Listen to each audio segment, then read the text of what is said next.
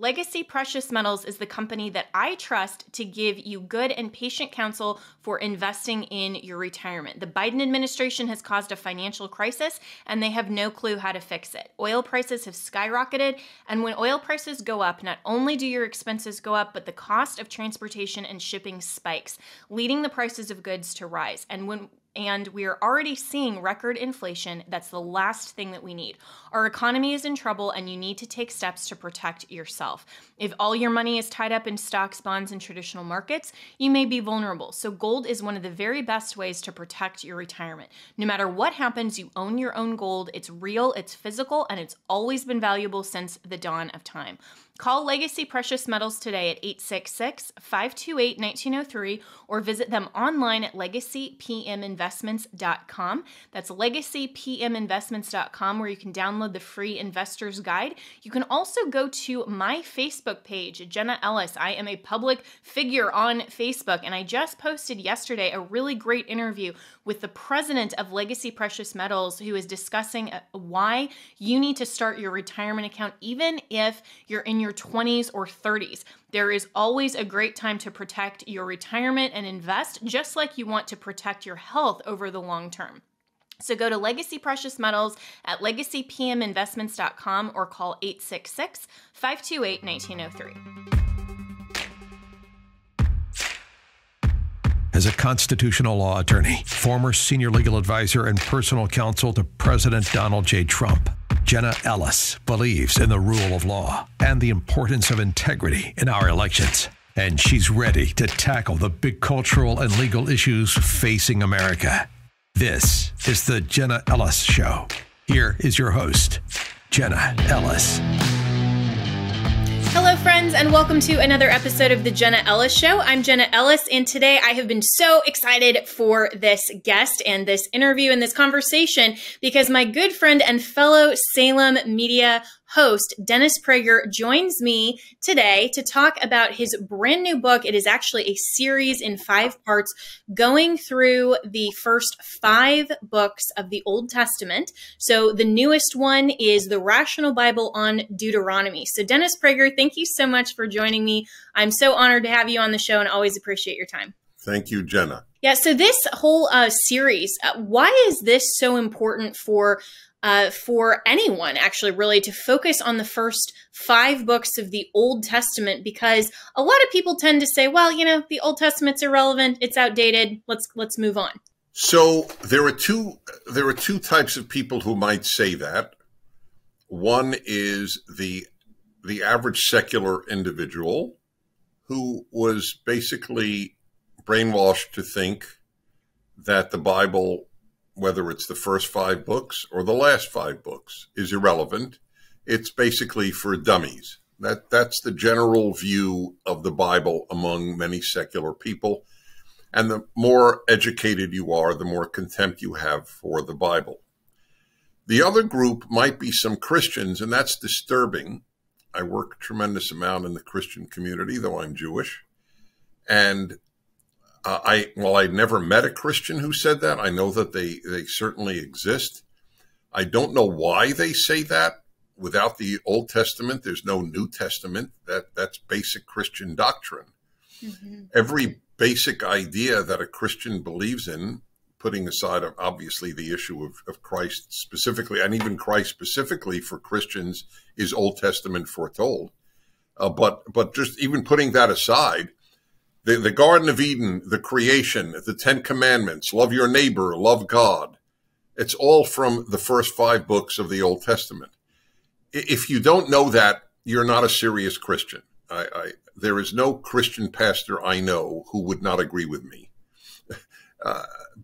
Yeah, and as a Christian, I certainly agree with you. And I've only heard this in the sense of people say, well, now that there's a new dispensation in the era of the New Testament, then we can completely get rid of any of the history, the Jewish law. It has, nothing to say to us today because we are now in the era of grace. And that is wrong Christian theology. It is wrong to say that the Bible is not fully inspired by God. And in fact, the Apostle Paul tells us that all doctrine is given by inspiration of God. It's profitable for doctrine, for reproof, for correction, for instruction in righteousness, that the man of God may be perfect, thoroughly furnished unto all good works. And I would add to that as well that, to someone like you who is Jewish, not Christian, that the Old Testament actually cannot be complete without the New Testament and without the knowledge of Jesus Christ, who came to fulfill the Old Testament law. So when you're looking as someone who is not a Messianic Jew at a book like Deuteronomy, how does that inform what you believe about the New Testament? So it would not directly inform what I believe about the New Testament, but that's not the reason that I'm not writing this so that people be Jewish or Christian. I'm writing this so that people believe in God and believe that these books are inspired or even directly authored by God, and then let that take them where they will go in their theology, Judaism or Christianity most specifically, or maybe just God-fearing without a specific religion. That's why there are 4,000 reviews of my first 2 volumes on Genesis and Exodus, the Rational Bible, as it's titled, for all the 5 books. This is the 3rd I'm coming out with. Of those 4,000, probably 3,000 are from Christians who said that, interestingly, this Jewish guy's work has strengthened my Christian faith, which is exactly what I would expect it would do. If you come to appreciate the genius of these 5 books, all it does is strengthen your faith. And that's that I'm interested in strengthening Jews and Christians' faith, and I'm interested in bringing people who are atheist and agnostic, at least over intellectually, to the belief that, wow, this thing really is profound, and maybe there is a God behind all of this. By the way, forgive me. I'm truly interrupting you, and I apologize. I just wanted to add one thing to that. I found out unfortunately, after I finished my Deuteronomy writing, that a scholar, I don't think he was religious or is religious, at American University, did a very serious study of what books, secular or religious, the founders of the United States most cited.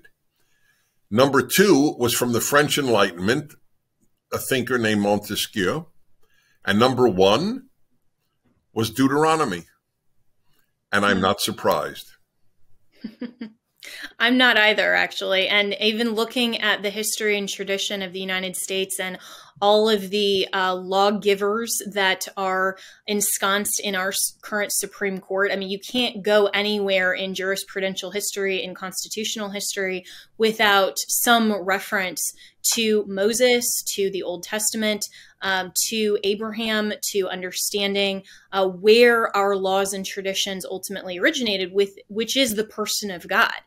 He himself is truth. He is the divine lawgiver. And my favorite part of the Declaration of Independence is when our founders use that beautiful phrase, calling God himself the supreme judge of the universe.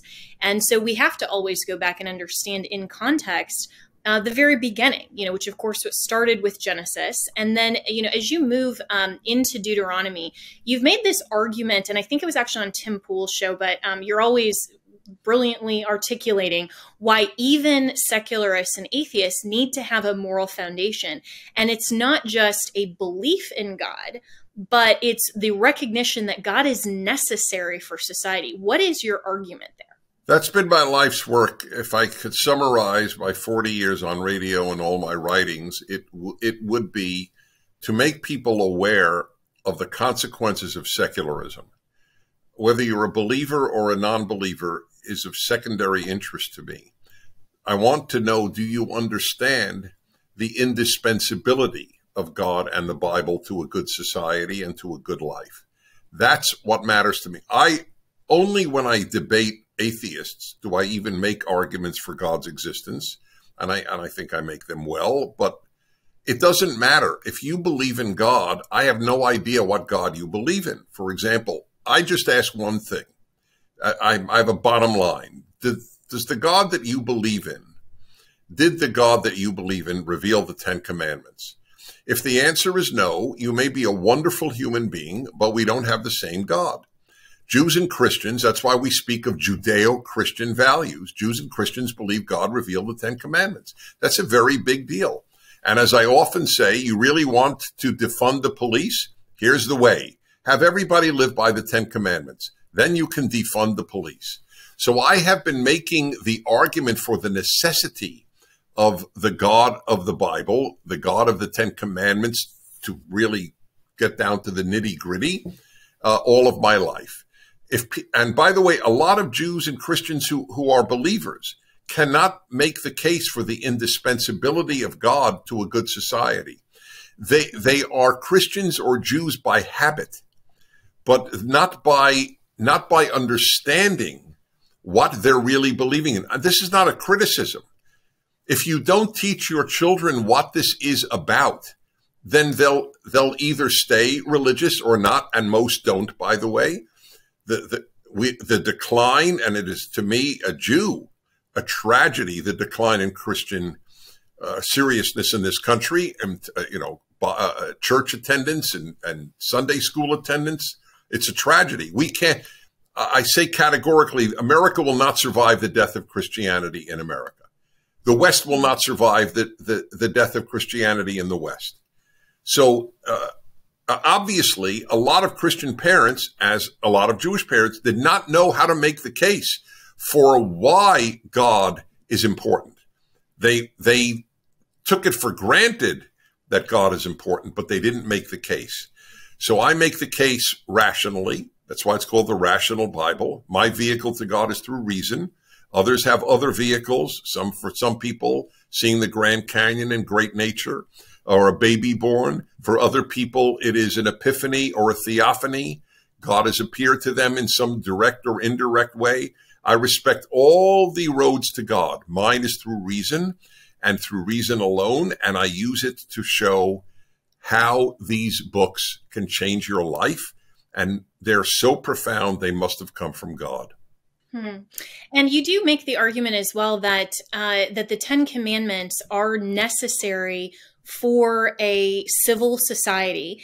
And I think that, as you're talking about the sort of casual Christianity, this idea of a relativistic sort of Christianity, that I can choose for myself what I think that God is, or what he said, or what I believe, but that has no bearing on how society should function. That doesn't inform me about the measurable difference between right and wrong and good and evil.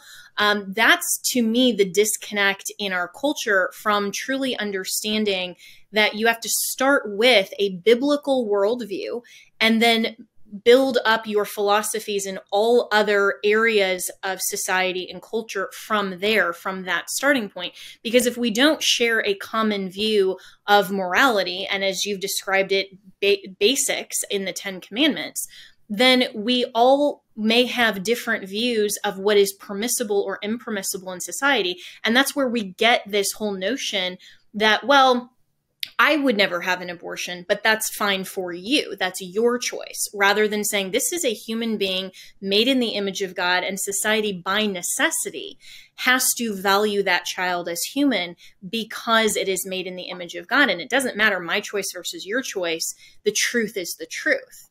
So how do you engage these sorts of debates in these books? Or do you, or is that part of... Well, sure I do. Of course I do. The implicit and sometimes explicitly made argument is, where do you get your values from? From your feelings, your conscience, your mind, or do you get them in the final analysis from something that is higher than you? But if you get it from yourself, it's a crapshoot. Some people may turn out just wonderful if they get their values from themselves. But since I don't trust human nature, and since the Bible warns us over and over, both Old and New Testaments, against trusting the heart, and especially the Old Testament, constantly saying you can't trust your heart to direct you properly. The heart is a beautiful part of us, but it's not going to morally direct us. Then you need something that transcends you. That's why I've made the case for the significance of honor your father and mother. Parental authority is the vehicle to divine authority. If you don't recognize that your parents are higher than you, the odds are you won't recognize that there is a God higher than you. And these are the brilliant things. And just to give a human insight that I share, because Deuteronomy has the 10 Commandments, which were first enunciated in Exodus. So the commandment is honor your father and mother. And as I've taught it all of my life, it's fascinating. It never tells us, the Bible, to love our father and mother. There's no commandment to love your parents, only to honor them. There's a commandment to love your neighbor, to love God, to love the stranger, but there's no commandment to love your parents. If you can love your parents, God does not get involved there. God is interested in your honoring your parents. And by the way, the only two figures that the Bible wants us to honor are parents and God. The only two figures that the Bible tells us to fear are our parents and God. You tell a modern person that the Bible says fear your mother and father, which is exactly how it's written, they'll say, oh, that's why I don't believe in this Bible. Who should fear his mother and father? And I'll tell you who, everybody. I asked on my show once, I used my show as a living laboratory of the human species. So I once said, I devoted an hour to this. Call me up and tell me why you didn't use drugs if you didn't use them when you were a kid. Virtually every single caller, male or female, said, because my mother would kill me. People who feared their parents were less likely to use drugs. Simple as that. Mm-hmm.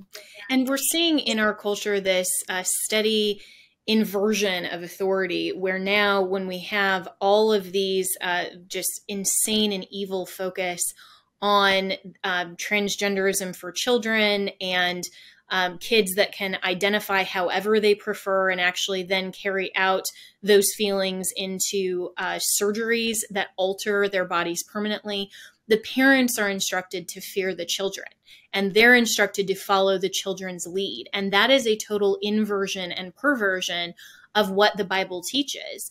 And so how do you talk with the culture about how we can apply those principles today and why it's so important that we do that, not just from a biblical truth perspective because the Bible says so, but because it's actually in their best interest and it's for our good? That's why I call it the rational Bible. That's why I use reason. I never once, and these are big books, and this is the third of the five volumes, even though it's the fifth volume of the series, of course, of the 5 books of Moses. But I never once say, take this on faith. Never. Mm-hmm. It doesn't appear in my writings. Here is a rational explanation of this law, of this idea, of this story. And if you are a rational person, I think you will conclude, as I have, that this is the finest text to guide your life that has ever been written. And if it guided our society's life, as it did for a fair number of years in our history, you will eventually have a good society. Mm-hmm. To dispense with this, you get the chaos that we're living that you mentioned. Mostly the well-educated are the ones who are most likely to say men give birth. Isn't that fascinating? Yes. In other words, if you have a PhD in any of the social sciences outside of science, technology, engineering, and math, you are the most likely to say men give birth, men menstruate, etc. So in other words, the longer you have studied secular ideas in a secular institution, the more likely you are to believe in the absurd. That, by the way, I wrote this many, many years ago, How I Found God at Columbia. It was the absurdities that I was taught at Columbia in the 1970s. This is a long time ago. And I was taught absurdities then. And I realized, why are so many bright people teaching me so many idiotic ideas? And then I realized it was the one epiphany of my life. And I mean that literally. It just bounced on me. a prayer that I had said, or a biblical verse I had said in Hebrew I went to Jewish schools called yeshivas, half the day in Hebrew, half the day in English. And so from a very early age, I knew the Bible in Hebrew. And all of a sudden, I had not said this since second grade. And here I was, a graduate student. It came into my brain in Hebrew, Reshit Chochmah Yirat Hashem. Wisdom begins with the fear of God. And I go, that's it. There's no wisdom at Columbia because there's no God at Columbia. And that has shaped my life. Yeah, so well said. And I went through a very similar experience in law school when apart from God, because of course the law schools do not teach American history correctly and they don't teach the legal principles correctly. It's just whatever the current sovereign ordains and thinks is correct, that becomes the moral and virtuous law of the land. And so when we have a majority on the Supreme Court in 1973 that says, sure, abortion is fine, and that is a constitutionally protected right, then that becomes an implicitly moral premise. And so morality then is shifted by these arbitrary lines. And even though I had grown up as a Christian and of course went to church, embraced the truth of the gospel of Christ, I was confronted with the absolute absurdity of what I was being taught in law school. And that renewed my faith, and that renewed my ability to understand how we have to engage culture with the truth of what the Bible teaches. And so from the perspective of the Old Testament, and especially speaking of law, a lot of people will ask about Leviticus as irrelevant because there are so many what they would term as antiquated laws and things that obviously don't govern American society today. So why is it important that we understand Levitical law as a context for our culture today? So, of course, I'll address that when I do Leviticus. The latest is and Deuteronomy. I apologize. No. Don't worry about it. It's a fair question in any event, but I did want to make clear this is Deuteronomy, and that's why I noted that this is the book that the founders most quoted of all the secular and religious books that they ever quoted. By the way, you mentioned Leviticus. Here's an interesting little idea for you, or a little fact. On the Liberty Bell is only one thing inscribed, and that is a verse from Leviticus. People understandably think Leviticus is filled with antiquated laws because it has a lot about sacrifices and impurity. That is absolutely true, and it'll be my task to explain why those are brilliant concepts, even though we don't live by the specifics today. See, the lessons of the laws are more important to me than the actual law itself, which, of course, there's no temple, so none of these sacrifices are doable in any event. But are there lessons to be learned? Yes, there are huge, like, for example, impurity and purity, which is an attempt at English to explain two Hebrew words, tumah and tahara, which cannot be explained. One is death-oriented and one is life-oriented. And in the Torah, the first 5 books, the separation of life and death is of enormous significance. I put before you, this is in Deuteronomy, life and death, and you shall choose life. It was so adamant that life be celebrated and not death. And one of the reasons was it came out of Egypt. Egypt was a death-celebrating culture. The pyramids are tombs. Most people don't know that. They just think they're great architectural works, but they're tombs. The Bible of Egypt was the book of the dead. And everything about Egypt, basically, was rejected by these first 5 books. And here's an example that is unique to the Torah and Judaism. The only religion I know in which priests are not allowed to come into contact with the dead is from the Bible, the Hebrew Bible, and Judaism. A Jewish priest, a Kohen, cannot come in contact with the dead because he is supposed to be preoccupied with life. It's an extraordinary thing. And so I'm just answering, since you quote unquote mistakenly asked about Leviticus, but I'm happy to answer even about Leviticus, which is a tougher challenge than Deuteronomy. Yes. I mean, yes. Deuteronomy has a law which alone would change the United States of America for the better. You cannot favor the poor man in a courtroom. It is a law against social justice and on behalf of justice. Social justice is not justice. Social justice is you rule on behalf of the poor man if he is against a rich man in court. Justice is you just rule justly. You don't ask who's poor and who's rich.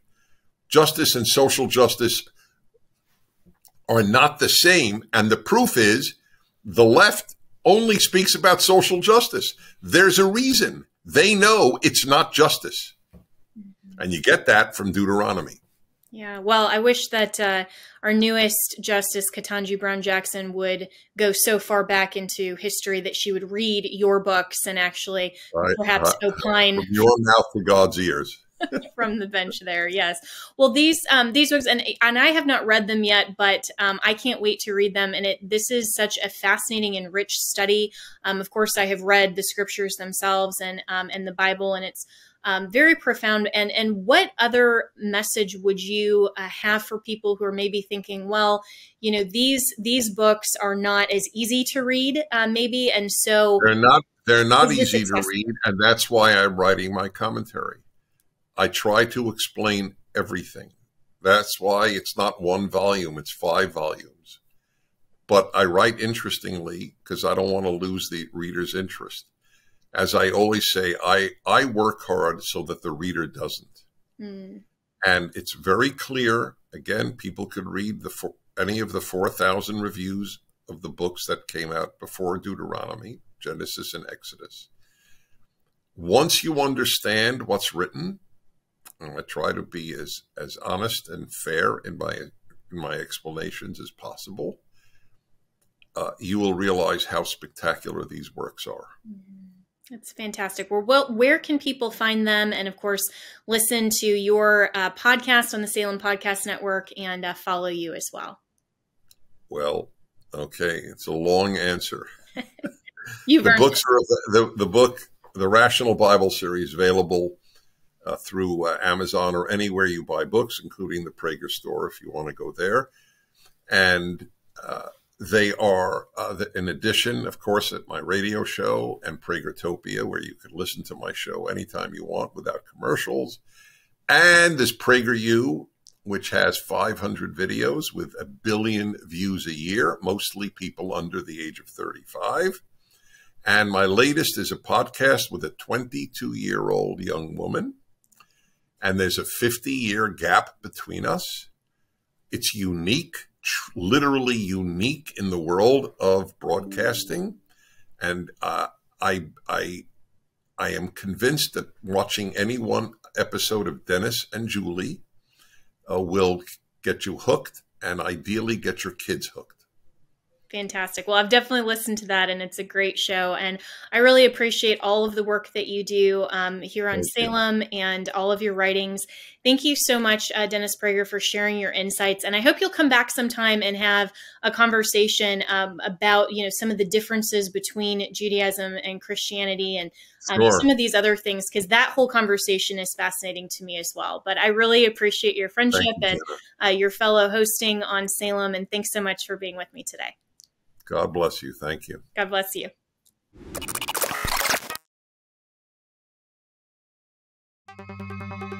Legacy Precious Metals is the company that I trust to give you good and patient counsel for investing in your retirement. The Biden administration has caused a financial crisis, and they have no clue how to fix it. Oil prices have skyrocketed, and when oil prices go up, not only do your expenses go up, but the cost of transportation and shipping spikes, leading the prices of goods to rise.